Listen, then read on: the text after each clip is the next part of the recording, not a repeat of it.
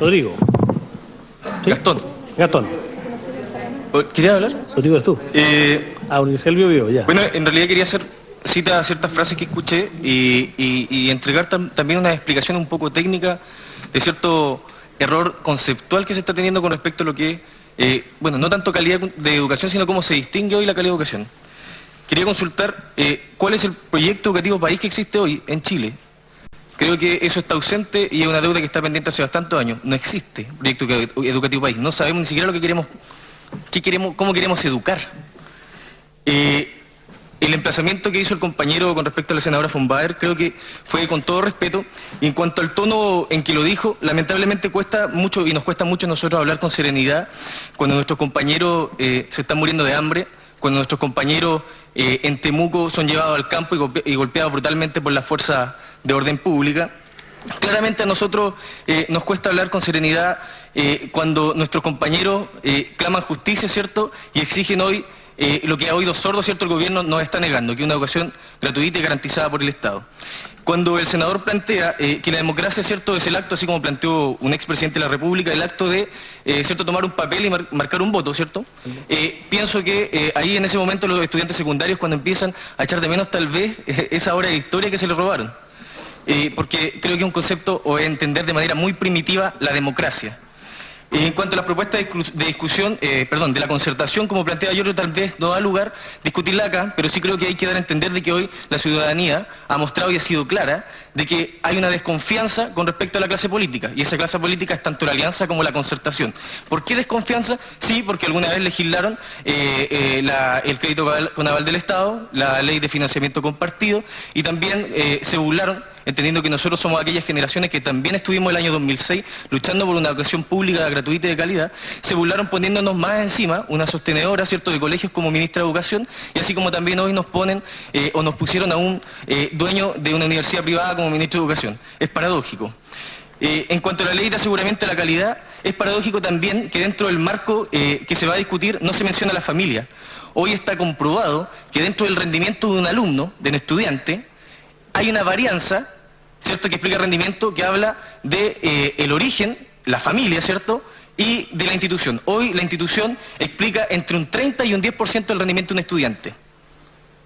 Y el origen, el entorno psicosocial, familiar, ¿cierto?, explican entre un 70 y un 90% del rendimiento de un estudiante. Entonces, cuando hablamos de calidad, no podemos dejar de hablar de lo importante que es la familia. ¿Y por qué nosotros hablamos de una educación gratuita garantizada por el Estado? Cuando nosotros hablamos de educación gratuita no es porque solamente estamos pidiendo más lucas y no queremos pagar. Nosotros hablamos de un derecho garantizado por el Estado. Y garantía implica más que el hecho de que no tenga costo lo que nosotros pagamos por nuestra educación, sino que entendemos que la educación es algo más amplio que el hecho de ir a una sala, ¿cierto?, y anotar en un papel la materia que se nos pasa.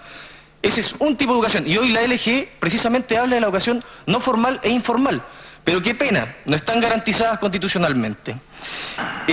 Con respecto al tema de la inversión de los privados, la única atribución que se le podría dar, ¿cierto?, a aquellos que han invertido en educación privada ha sido la de segregar a la población educacional, y que lamentablemente hoy esa segregación o el apartheid educacional, como explicaban los compañeros secundarios, ha sido una de las causas fundamentales del fracaso del modelo educativo. Claramente nosotros los estudiantes no vamos a dialogar con el Congreso mientras el presidente de la República no se manifieste de manera real con respecto a las demandas estudiantiles, y eso tiene que ver no con improvisar propuestas, ¿cierto?, y llevarlas al Congreso, que no deja de ser más que claramente una muestra de que el gobierno nunca tuvo una agenda en la materia, ¿cierto?, en cuanto a educación pública, una agenda propuesta. Y en cuanto al tema de lo que planteaba la senadora von Baer, con respecto a la matrícula de los particulares sancionados, que si bien está en alza, que el año 2004 no era tan así. La mayor cantidad de matrículas la tenían los colegios municipales. Yo le voy a hacer un par de preguntas, y yo creo que esto nos va a ayudar a aclararnos a todos y entender un poco por qué se produce este fenómeno. Si yo le pregunto a usted, ¿cómo usted identifica cuál es un colegio de mejor calidad o de peor calidad? Planteaba Giorgio que uno no se da cuenta de eso hasta que egresa, claramente, y no va a tener otra oportunidad. Pero ¿cómo uno identifica cuál es el índice que hoy nos dice este colegio es de mejor calidad de educación o de peor calidad de educación? ¿Cómo nosotros distinguimos la enseñanza?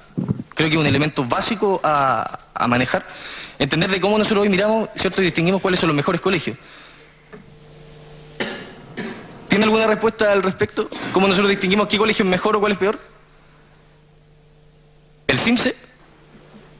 O sea, estoy dando pistas, o sea, me imagino que si esto es una comisión de educación, si esto es una comisión de educación, creo que se tienen que manejar los elementos mínimos de conocimiento, así como lo hemos mostrado nosotros los estudiantes a través de todas estas intervenciones en la materia.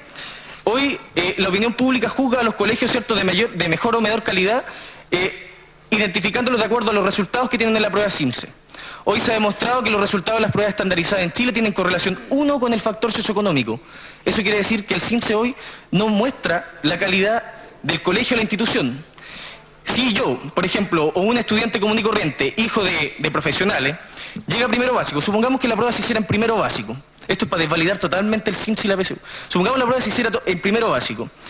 Un estudiante, ¿cierto?, proveniente de un sector más acomodado, cuyos padres profesionales, y tiene detrás un aporte de capital cultural tremendo de parte de la familia, se le hace una prueba en primero básico, tiene conocimiento en lenguaje, matemáticas, sabe leer y escribir, ya entrando a primero básico sabe inglés.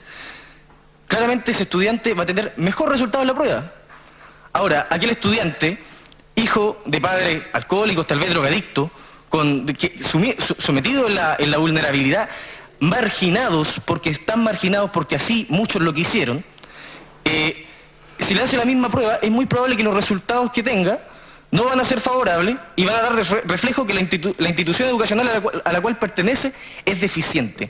Lo que quiero decir que hoy, si nosotros realmente quisiéramos ser inteligentes y un mínimo de inteligencia y quisiéramos medir la calidad de educación, hagamos una prueba en primero básico y hagamos una prueba en cuarto básico. ¿Cuánto aprendió el alumno? Hoy las pruebas de medición estandarizadas en Chile hacen referencia y reflejo ni siquiera a las aptitudes, sino al nivel de vulnerabilidad de todos los estudiantes. Y lamentablemente, en los países con peor educación en el mundo, son los países con peor distribución de ingresos y más inequitativos. Y eso no es coincidencia. Cuando el señor Weisblut plantea de que Chile es el tercer país con mayor educación privada, yo creo que no es razón de sentirnos orgullosos, al menos somos el tercer país, Bélgica y Holanda tienen más educación privada. No, porque precisamente la realidad de Bélgica y Holanda, al igual como él planteaba, ¿cierto?, de que son países donde la educación, donde no se lucra con la educación, son países que tienen una realidad cultural distinta. Digamos que la educación particular subvencionada es para aquellos que piden o pretenden estudiar o pertenecen a un grupo religioso distinto. Supongamos ya, en este colegio particular subvencionado hay educación calvinista, no sé, católico, evangélico. Esa es la diferencia. ¿Qué es lo que produce la educación particular? ¿Por qué en el resto de los países no hay educación privada? ¿Por qué en Finlandia no existe la educación privada? Porque la educación privada aumenta la segregación. ¿Y qué dijo la OCDE al respecto del año 2004? Que el sistema educativo chileno es un sistema conscientemente estructurado por clases sociales, que dijo además que los mecanismos de mercado han sido puestos de manera indebida en la educación. Que dice la UNESCO que cualquier intento por reducir esta brecha va a mejorar la educación para todos los estudiantes, tanto pobres y ricos. Hoy estamos generando educación para los estudiantes más pobres, para los estudiantes más ricos, y no estamos dándole la oportunidad de generar este roce social que nos enriquece a todos, aquel que nos hace aprender de las experiencias del resto, distribuir el capital cultural que tenemos y el aporte de nuestras familias, generar empatía, porque si bien el presidente Piñera en algún momento planteó que todo en la vida se pagaba, acuñando una metáfora como una cita textual, claramente yo me pregunto, y yo creo que muchos se cuestionan, ¿cómo paga el presidente Piñera sus favores? Porque nosotros, que somos estudiantes, que tenemos un amplio espectro valórico, entendemos de que podemos construir al país de otra manera o de 1000 maneras distintas a la de que pagando aranceles injustos que terminan por endeudar a nuestra familia todos los días. Bueno, insisto, nosotros no vamos a dialogar con el Congreso mientras el presidente, mientras el Ejecutivo no se manifieste de manera real con respecto a las demandas estudiantiles. Y eso no se ha hecho. Eso no se ha hecho. Y precisamente hoy estamos construyendo un documento que argumente técnicamente nuestras demandas y emplazamos también al Ejecutivo y a toda la clase política a hacerse presente en un debate televisado, donde nosotros los estudiantes podamos presentar nuestras propuestas, defenderlas y darle a conocer a la ciudadanía lo que ya muy claro tienen, que es posible que la educación en Chile sea gratuita. Muchas gracias. No sé si queda alguien.